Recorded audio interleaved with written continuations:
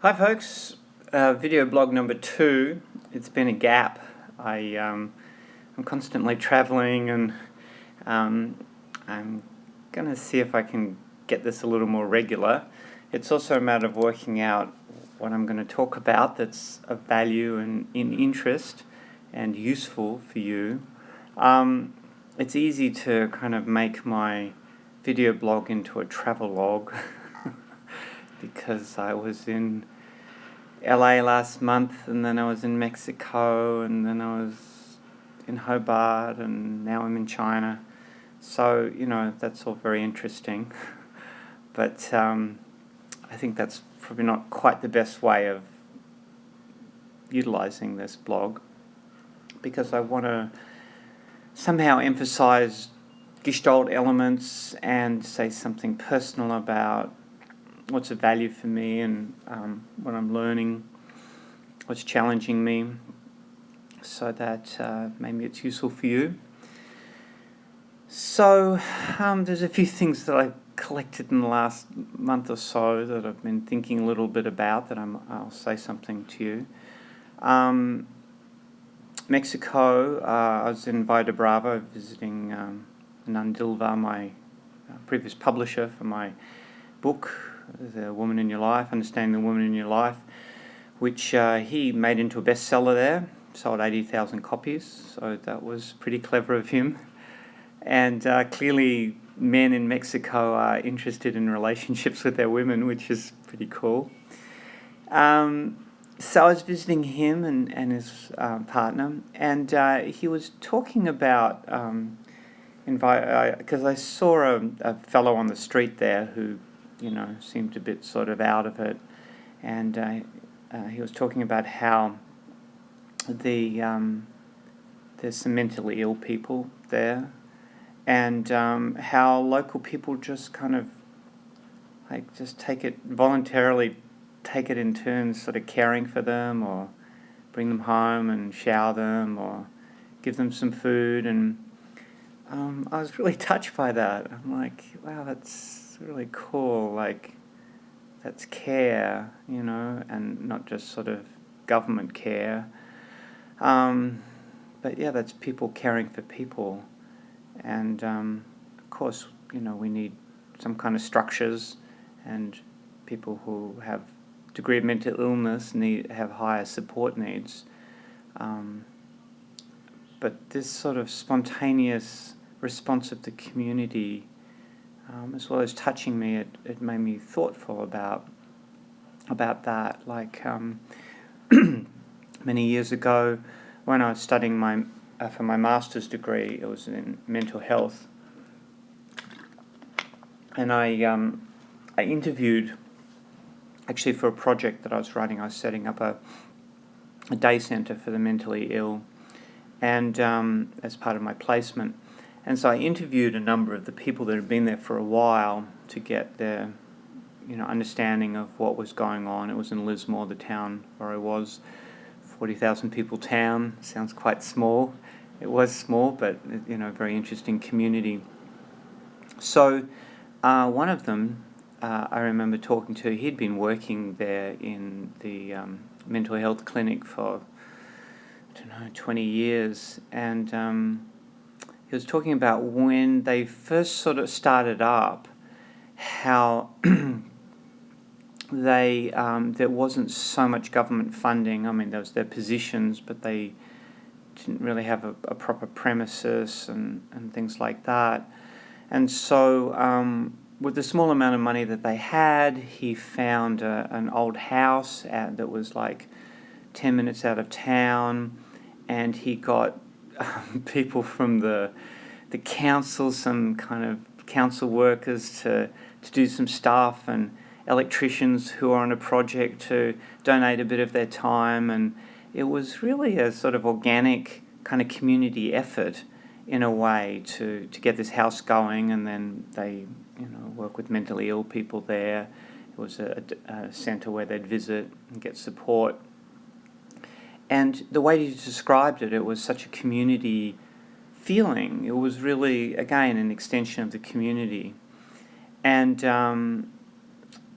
And then the government funding came along, and in the wisdom or stupidity of the way that funding works, it had to be designated in a certain way and had to be managed in a certain way, and they had to have a certain kind of premises with, exit signs on the exits and all that type of thing, which is fair enough. But the trouble is that in that notion of, the public good or something, they missed the fact that they were kind of crushing and bypassing this wonderful community asset and all the kind of goodwill and energy and synergy which had gone into it, and it just got left by the wayside. So I felt very sad at the time about that, and I thought that's not the way to go. We sure, it's good to have government input, but somehow bureaucracy chews up community at times. So those are some of my reflections on that. And Gestalt fundamentally is, I think, somewhat anarchic. Certainly Fritz was, and the spirit of Gestalt is kind of confronting the notion of shoulds and have-tos, that you should live your life in any kind of way, and that connects back to existential notions, which are about there is no God-given kind of rules or ethics even. It's the life that we create, the meaning we create, and the consequences we endure as a result. So, of course, on one end that can seem to get to be amoral, but the point is it's a different kind of emphasis on what responsibility means, and a different notion of relationship that's not based on duty and obligation, but that's based on choice. And that can sound a little bit libertarian in a way, but the way that Gestalt emphasizes it is about people freely choosing to be with each other in community, and eschewing the shoulds, the have-tos, in favour of your organic energy, which tends to get destroyed to some degree by the heavy social structures. So in a way, whether it's helping the mentally ill on the streets of Rio de Bravo, or whether it's that community project in Lismore so many years ago, I would say that's a very Gestalt way of working. And can society be constructed like that? Well, I think if that's valued, then it's more possible. You can't quite measure it as much, though, of course, people always try to measure things.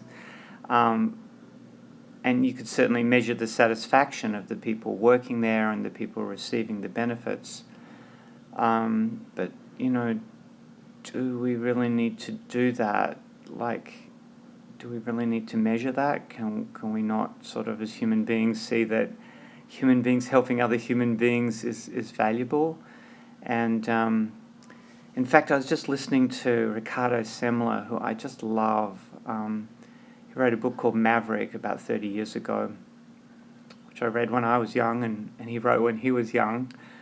For those of you who don't know, he took over his father's business, which was just like some manufacturing business in Brazil, and he just basically revolutionized it. He asked why to everything. Why do people need to keep regular hours, and why do they need to work 5 days a week, and why do they need to be searched when they come into the factory, and why can't they just call themselves whatever title they want? And so he completely turned that business on its head, and it became quite successful as a result. And he's gone on to do lots of wonderful things. So I was just listening to this interview with him by Tim Ferriss.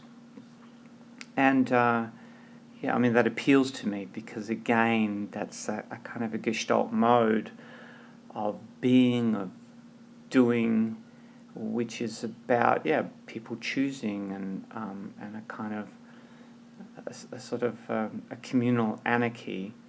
And Semler is probably the best example I know of that really being done successfully and in business terms.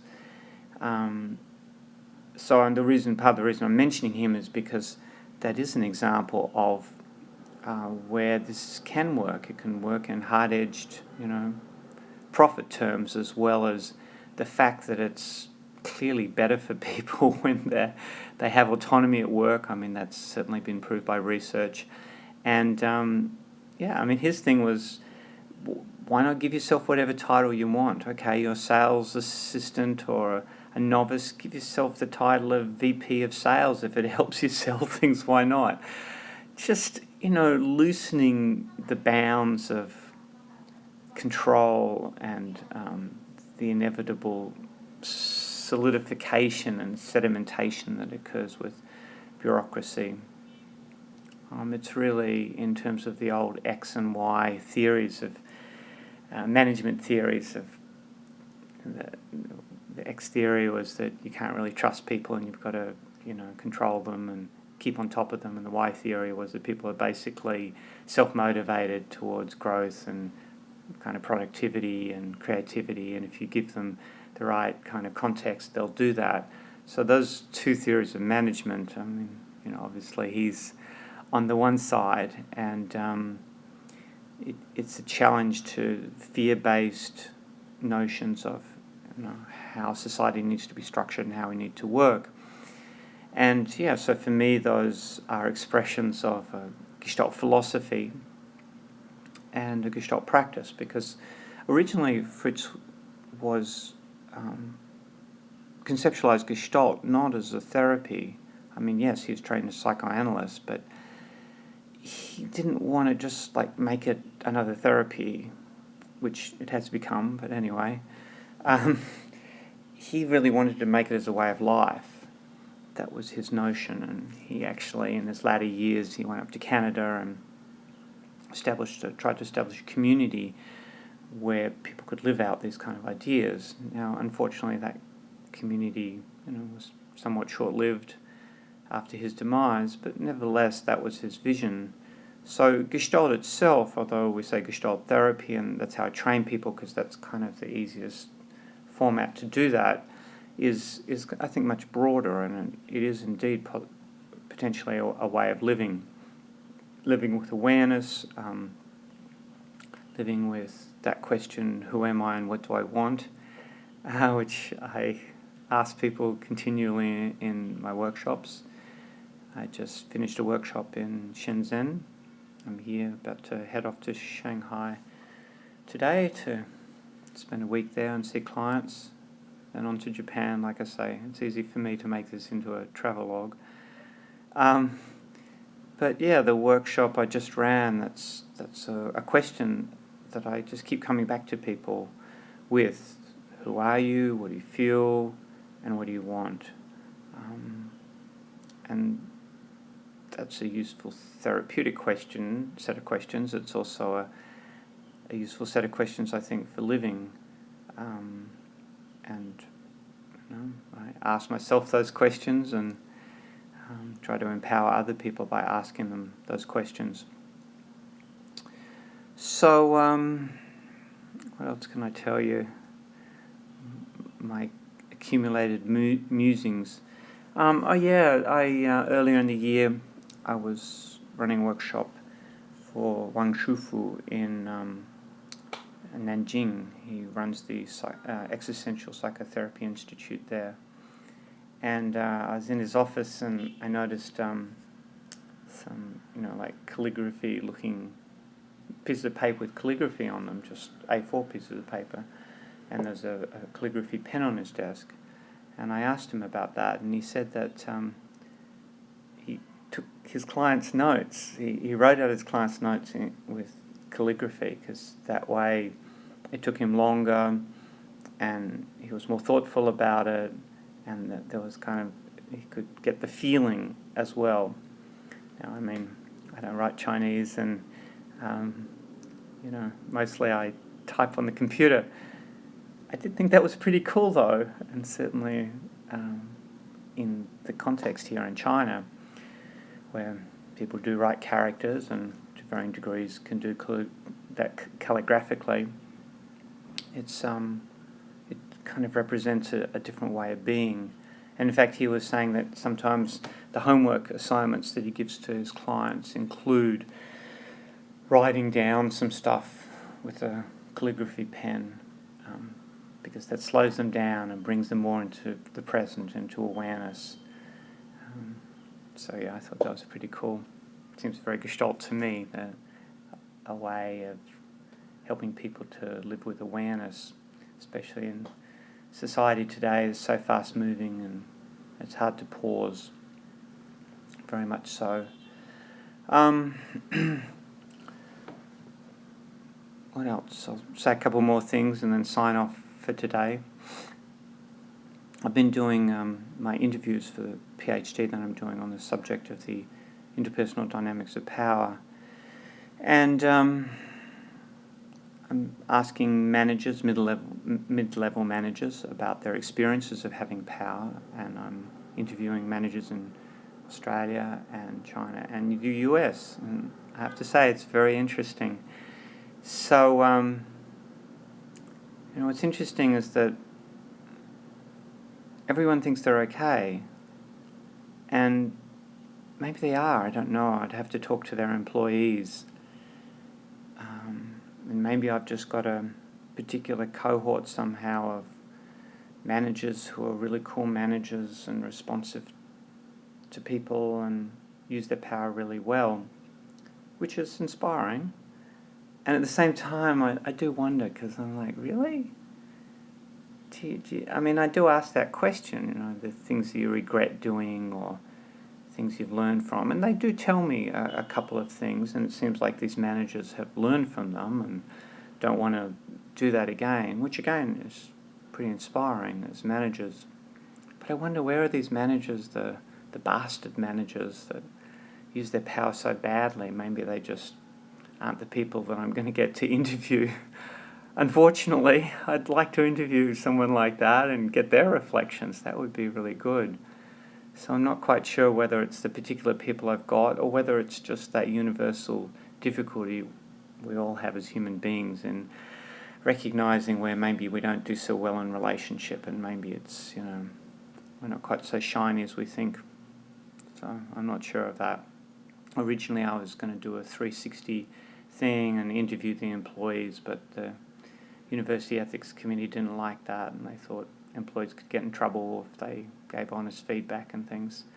So that cut that in the bud. But anyway, it's a very useful, I think, hopefully useful exploration, and I'm keen to take that forward in a practical way in terms of helping people with how they use power, and how does that dovetail with Gestalt? Well, one of the things is awareness of the dark side of what I call the unvirtues, which is owning ill intent. And particularly in the realm of power, that's kind of important, and because it's kind of impossible ultimately to always exercise power in a way that doesn't disappoint someone or doesn't roll over someone. Sometimes that's necessary. So I'm interested also in that part of us that likes having power and likes rolling over people and likes getting my own way. So there's like a whole psychological component to that I'm interested in, which relates to the Gestalt notion, for instance, of polarities, and there's the person I identify as, good guy, etc., and then there's my polarity, the part that I've disowned. And in Gestalt we always want to bring that polarity into awareness and to eventually reintegrate that into myself. So okay, I hope you've enjoyed this session, and I'm going to see if I can do this regularly. I'm keen. I just need to sort of set my mind, and I'll be talking to you probably from a different place each time. Okay, see you then.